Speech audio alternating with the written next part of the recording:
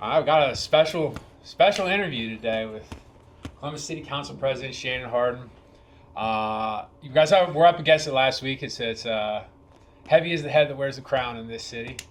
Here to talk about the NWSL to McCoy Park deal. I rewatched the tape last night. You were, I could tell you were going through it. You were definitely, you weren't looking like you were at a ball. You had some very stern words for the mayor. I believe the word incompetence was used. Mm-hmm. I know that you don't throw that word around lightly. No. So what can you tell the people about what upset you? I've also been told that I've used the F-bomb, my one F-bomb this year, so I can't drop it again. Why I was so frustrated, and I actually, I think some people like to see me angry. That's not who I am, truthfully. I was so pissed though because I think that to do big things for real, you can't do it with the public sector alone. You do need the private sector to come alongside. You do need the community to come alongside. It's for real how we did the Columbus Promise. And it was this type of deal where they went behind closed doors and made a bad deal with billionaires and with the business community, and either were incompetent to not know that they were doing something like giving away a park that they had already promised to the community, or even worse, they didn't care and thought no one would find out. That pissed me off so much because in the future we're going to have to make more. We're going to have to come and do big things again. Yeah. And it's just going to make people more and more distrustful of a system of institutions that are already people distrust, and that's what made me so upset. You said it would have been easy to just vote it down. Yeah. And from my angle, I mean, the Haslams weren't returning Nancy Day Ackey's calls. They colluded with the mayor. The Columbus Partnership had, the advertising campaign ready to go. So they were obviously in on it too. It just feels like you guys were inherently disrespected as, at least theoretically supposed to be an equal branch of government. What I can tell you is that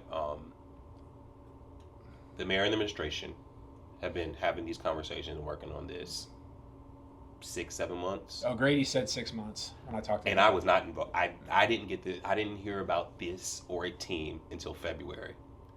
And that's when I think all of my council then got briefed.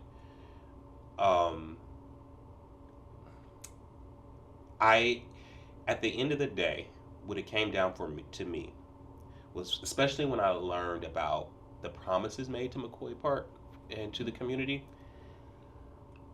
I did not believe that with or without this team, they were actually going to get what they were promised. But that makes it worse, right?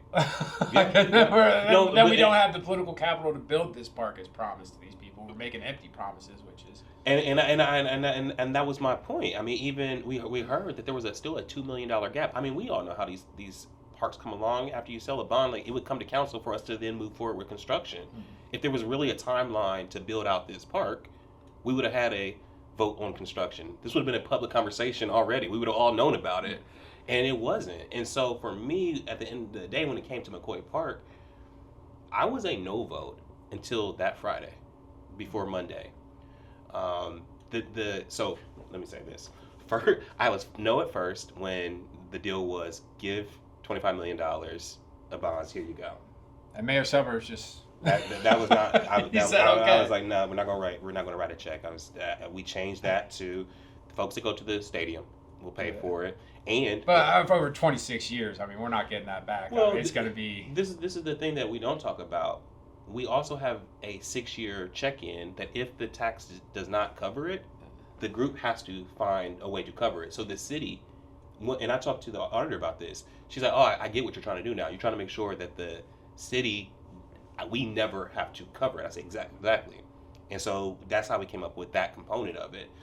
So 6-year track, is that to make sure they're on track? Well, or yeah, not exactly. paid for full? So if the 2% is not performing. So when can we expect to be made whole under the ideal timeline? I think it is 10 years, 10, 11 years. It depends on how they do the bond out. The city though, it will always pay for itself. And if there is ever a gap, the Haslam group and the team will have to figure that out. That is negotiated into the deal. Yeah. And we never talk about that part. And so that I was a no until we fixed that. So then we got to then I heard, just like everybody else, about this McCoy Park issue. That was shocking to me. It really was shocking to me. And so I was a no until Friday, when I talked to the ownership and I said, unless you guys come up with more resources to actually make this right, to buy a park or to fix this for the community, then I can't be there. That's when we got the $3 million. That additive made it worth it for me, that at least I know for sure that we're gonna get a park. And then I said, and then this is the thing, and we tied this in the deal, that if in 60 days this working group does not come back with a site, a plan, and a park, there is no deal. Well, so there's still, if there is no deal. When talking about looking at a map of South Franklin, it's a neighborhood I know well. Where is that park going to go? I mean, even if we're talking about putting the same park in a different part of town, even on the deep south side, that does nothing for the kids in that neighborhood. Yeah. I heard Miss Liz very clearly. She said that what she wants and what they're looking for is in the same census tract. Yeah. And so that is the marching orders. That is what we are, the working group that is seated is tasked with. I think that everybody is working in good faith. I mean, again, if this doesn't come back in 60 days, that is written into the deal. No site, no plan, then no money. It's just, from my perspective, because then there was this, it just got reported yesterday by Sportico that the Haslam group, they paid $205 million. And that guaranteed Arthur Blank's investment in the group, because he paid $165 under the premise that I'm not getting guaranteed until the next franchise comes in, the 18th franchise, and they have to pay north of $205. And so, why is it necessary, knowing what we know about these deals and the public subsidies, why is it even necessary to play ball with a guy like Jimmy Haslam, who had was defrauding minority truck owners under a federal investigation for that? He paid $92 million to go away, and especially after what he just did to Cleveland. I was talking with Remy the other day, and he said, well, this team's going to be here for generations. And I said, well, maybe. Unless Obetz pops off in 20 years, or Dublin, and then what are the Haslams going to do? I just feel like these people aren't equitable partners. At the end of the day, though, the deal, my yes vote was not about the Haslams or billionaires or the ownership group. But you can't differentiate them, right? It's all in the same pot. But it wasn't, though. My vote was for them to help make a promise that was broke right. Without additional resources and without that energy, I don't believe the park would be built. That is truthfully how I got there. But is the status quo not acceptable down there? McCoy Park, it's bustling. But what the neighbors were fighting for was something better. Yeah. And that's, again. And we don't have $3 million. So I heard I heard a new auditor is going to be up against it starting in the new year. I just heard the finance, the city finances, we're going to have to, some tough choices you're going to have to make. We are. And that's, again, yes, we have a challenging budget. And that's why the initial deal was bad. Because, using our bonds to cover it. Credit card, basically. Our good debt to cover it. It actually does mean, I live on the Far East Side now. Yeah. Folks on the Far East Side would kick my ass if we use those dollars to build $25 million worth of a facility and not another rec center. You know what I mean? Or a sidewalk. You guys have a problem down in South Franklin now too. For sure. I just look at it you look at a map right up south of 70, it switches to Republican, and these are our type of voters where they should not be they feel disconnected from the Democratic Party, and with all politics being local, how do we win these people back into the fold if? Well, I hope transparency. Rules the day. I think that for good or for bad, people don't like the deal. I get it. I did not love being put in that situation. I believe the politically expedient thing to have done would have been to vote it down. I think that it would have helped. You said you were no vote the day of? Day of Friday before Monday. How'd the Haslams go about lobbying you guys? I think you saw a lot of it. You were Yeah. getting the tweets and the text, Yeah. and I was in the airport. I was flying back. I had to go to, forget where I was, and in the airport it was like, bring women's soccer. I was Yeah. like, what the hell? When Jason Hall just got appointed to the Regional Airport Authority Board. That's, I mean, I'm not going after anybody. I think, you know what, the last conversation that I had, where I got the $3 million commitment, that was, Jimmy Haslam called me and said that, you know, I said this is what we needed. And so, for me, that was important, that we got that money, that committed money. So we got 60 days on the census track then. 60 days. Well, God, you guys are up against it because I've looked at that census track. Unless we're bulldozing headstones, it's the working group. I mean, this is one I'm not going to throw it out there because I don't want to get money speculated. But, like, I think that there are sites over there that we all could be excited about that have sat vacant for a long time, potentially. I think that folks are working in good faith to see if they can find something. And if we can't, then, you know, we made it clear. And you're prepared to do that? It's in the deal. I don't have to do anything. It is in the legislation. Okay. Well, it is in the legislation. Makes you feel a little better then, I guess. We'll see. I my hope, though. This is my hope, though. I hope that we can do all these things. I hope that we can make it right for the folks on the Southwest side. I hope that we can bring this team here for girls who want this and for the economy here. I hope that we can have access to the training facility for young people, for folks on the west side, southwest side, so they can use these fields. We have to still be able to swing for the fences. Like, Columbus is growing. Like, we still, and this is the thing, and I get this as you're a Columbus kid, right? Oh no, I'm from Marion originally. Marion? Yeah. Okay. So I came to Ohio, stuck around. When? Did you go to college? 2008. Well, I mean, you ain't been here long time. You've seen the change. Yeah. You've seen the Yeah. change. I heard somebody the other day say, like, this Columbus thing is cool, but, like, I can't afford it. And I don't even feel like it's for me. Can I get grandfathered in? Yeah. And that like hit me like a ton of bricks, because I get that. Like, they see this Love is Blind Columbus, and they're like, that is cool for y'all. We actually would even like to come to it and enjoy it, but we don't even feel like it is even for us. I think that's like the problem with the public-private partnership, right? I feel it's not a partnership at all. And I feel that, like, the business community has basically erected this unaccountable governing body that, and you know some of the things going on behind the scenes with the mayoral race, that they have kind of elected to keep the left wing in check, and like with the tax abatements, and like we're growing, but why do so many residents feel left behind? Yeah. And you look at what Zoran's done up there, not even just the socialism, democratic socialism aside, it's just he's showing like all of these reasons why we can't have nice things, or largely bankrupt that we can't. Cool. And I think that the only way that you keep people supporting growth and supporting a city like Columbus is you got to step up and you got to perform for them. But I do still, though, DJ, point to public-private partnerships that work, like the Columbus Promise. We are taking their money and our money, half and half basically, and sending every kid in Columbus City Schools to college for free, and they're going. And so I think that you are 100% right. But then they turned around and elected con man Ramaswamy. The guy.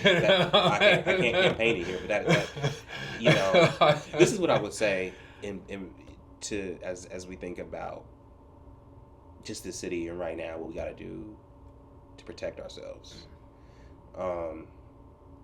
You saw a couple weeks ago that Dorans and I partnered with the school board. Yeah, we could just touch on that because I know we're running out of time. Right? Yeah. This bomb going to go off. No.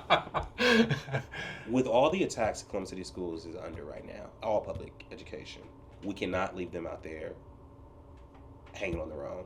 We got to fortify ourselves. We got to come along. We got to look at ourselves and ask ourselves are the old tools that we have used to fix our number one issue, which I do think is housing and building enough housing. Is that this right tool in this new environment where they're getting drained of $50 million a year? that has to be an okay question to ask. Do you feel the criticism about the tax abatements? Kelsey Mhm. Gray lit you guys up about it. Do you feel that's like a fair criticism? That it's like kind of I think Republican defunding light? yeah, I think it is. I think it's fair. I think we can't be afraid of any of these conversations, and especially now. Yeah. I really do. I think that it is a critical. It has been used as a critical tool to build housing in Columbus, and affordable housing. 100%, we would not have the amount of affordable housing, but for incentive policies. And then you see stuff like Matt Scantlin, with Cover My Meds, he gets 77 million 77 million off his tax bill for all these promised jobs, record profits with the company. And those lays are off. Like, can we get some clawback language going? Well, we have the tax increment. It's called the tax review committee every year that we do actually pull back, so folks don't create. And those are property tax versus job growth and tax incentives are two different things. But we do have and you should actually go to that one year. It's once a year. There's a public committee that sits and goes over our tax incentives. If a company has promised us something, we can pull back those tax incentives, and we do it every year, once a year. Okay. You really should. You might have to make it 2 times a year. It sounds like. You're right. So, like, what's your message? Because I was talking with staff the other day, and they were saying, the cynicism of this Columbus City schools, like, it can't be used as a bludgeon, like when everybody tries to turn a new page. But like the history is so connected, especially people don't realize like the city schools weren't desegregated until like the 80s. Yeah. So like people on the front, like, what's your message? Like, why should people think that like your leadership is going to be different? I'll give you do send your kids. My son will to Columbus City Schools. But that can't be like who cares? Bar, no, right? absolutely not. Well, I will say, I graduated Columbus City Schools. So I went to Fairwood Elementary School. Is on the closing block. It's one of the schools that will be closed. I went to Columbus Afrocentric School that was on Livingston. It is gone now. Yeah, they got the new campus. I live across the street from the new campus. And I went to Columbus Alternative High School, which is closing. And so you say, like, the intimacy of Columbus City Schools is right there with me. Why it is important is all these issues that Columbus City Schools are facing are not just by happenstance. There are movements happening at the State House and across the country against public education. And if we don't squat up on the local level and figure this stuff out on our own, my concern is that folks at the State House who don't give a damn about our kids will come in and think that they will do it for us. And I think their way of doing it will continue to funnel dollars to bad charter schools that are not performing for our kids. And when I think about it, there are literally kids coming out of Southfield. They're literally, and parents don't. I remember an era when there was no, like, you see them on like the right-of-way signs now. These like fly-by-night charter schools that are like advertising the signs like they're house flippers. Listen to Black radio. Every other ad is a charter school. It's predatory.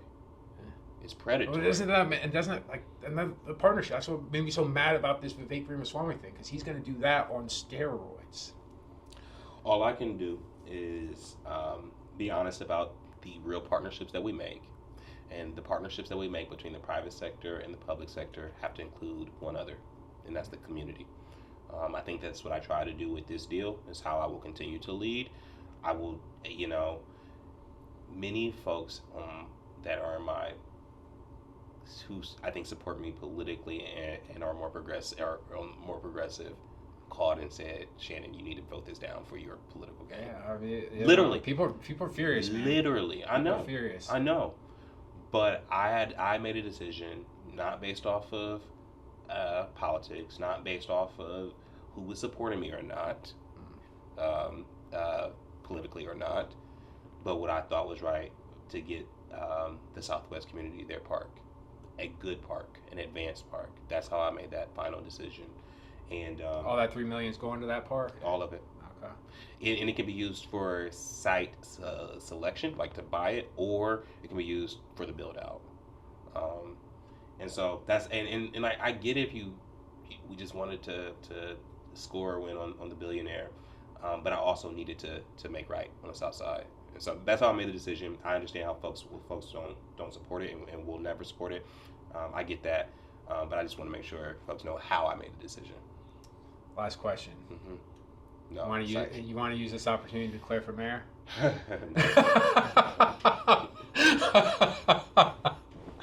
had to ask. Yeah. You're hearing it more and more. You know, I'm sure you're aware of the rumors.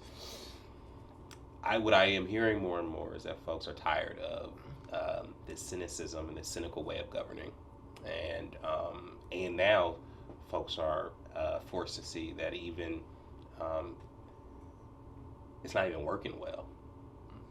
Like they're not even governing well right now. People are mad. Yes. Like there's an anger pulsing. I mean, I interact with our beautiful base every day. There's an anger pulsing, and sometimes I feel isn't replicated in the Democratic leadership. That's fair. I think that's why we have to have conversation. I think that's why we have to go out and prove that we can still make government work for people. We'll do it. We'll do it again same time next week. Thank you, sir.